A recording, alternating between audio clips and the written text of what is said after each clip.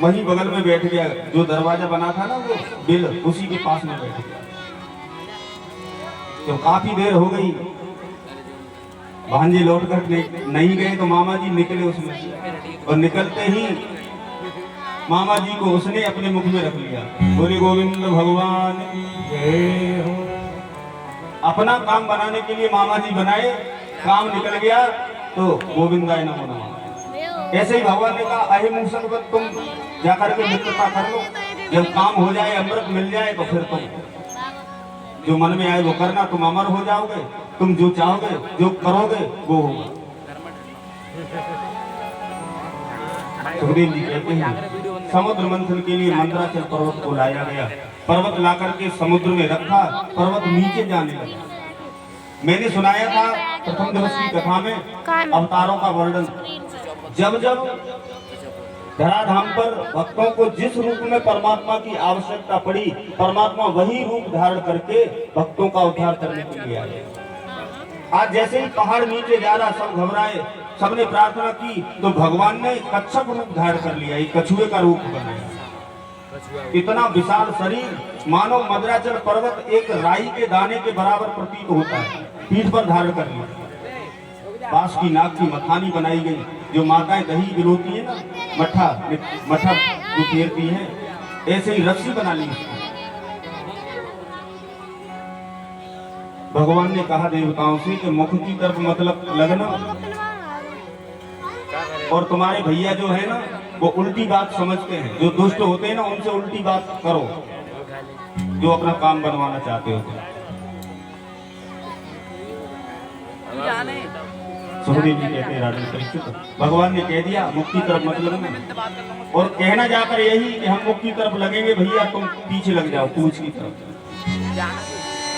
देवताओं ने आकर दैत्यों से कहा भैया हम मुख की तरफ लगेंगे, तुम पूंछ की तरफ लगना। राक्षस लोग बोले हम क्यों पूंछ की तरफ लगे, पूंछ उचिष्ट भाग होता है सर्प का, हम नहीं लगेंगे, हम भी उसी पिता के हैं जिसके तुम हो, हम मुख की तरफ लगेंगे। देवता यही चाहते थे। दैत्य आगे लगे, जैसे ही मंथन प्रारंभ हुआ सर्प के मुख से ज्वाला निकली, सभी जो राक्षस आगे लगे थे ना जल गए, जितने लगे समाप्त हो गए, सब भागे जो बचे, बोले हम नहीं लगेंगे, हम तो पीछे लगे। समुद्र मंथन हुआ। श्रीमडिरंबा वारुणी अमीय शंख गजरा। समुद्र मंथन से लक्ष्मी जी निकली, ऐरावत हाथी निकला, इंद्र को दे दिया, कल्प वृक्ष निकला, स्वर्ग में भेज दिया कि ये स्वर्ग की संपत्ति है। कौस्तुभ मणि निकली, नारायण को दे दी। लक्ष्मी जी निकली तो झगड़ा शुरू, हम विवाह करेंगे, हम करेंगे, हम करेंगे। विवाह के लिए झगड़ा हो जाता है। कितना भी बड़ा बूढ़ा कोई आदमी हो, विवाह न हुआ हो, उससे कहो भैया विवाह करोगे तो एक बार तो मुश्किल आई है। 26 सेकंड लगे। सुखदेव जी कहते हैं राजन परीक्षित, अब झगड़ा हुआ, भगवान ने कहा सुनो इस देवी के ऊपर ही छोड़ दो, जिसके साथ वर्ण करना चाहेगी कर लेगी अपने आप, जिसके साथ वर्ण करना चाहेगी अपने आप कर लेगी। लक्ष्मी जी देख रही हैं, सभी देवता खड़े हैं, राक्षस खड़े हैं, राक्षसों की लाइन में पहुंची, मन में सोच रही है बलवान तो बहुत है, इनके अंदर दया नहीं है, इनसे शादी नहीं करनी। जो मोर गति ले देखिए रे, आगे बढ़ी, ब्रह्मा जी को देखा, मन नहीं भरा।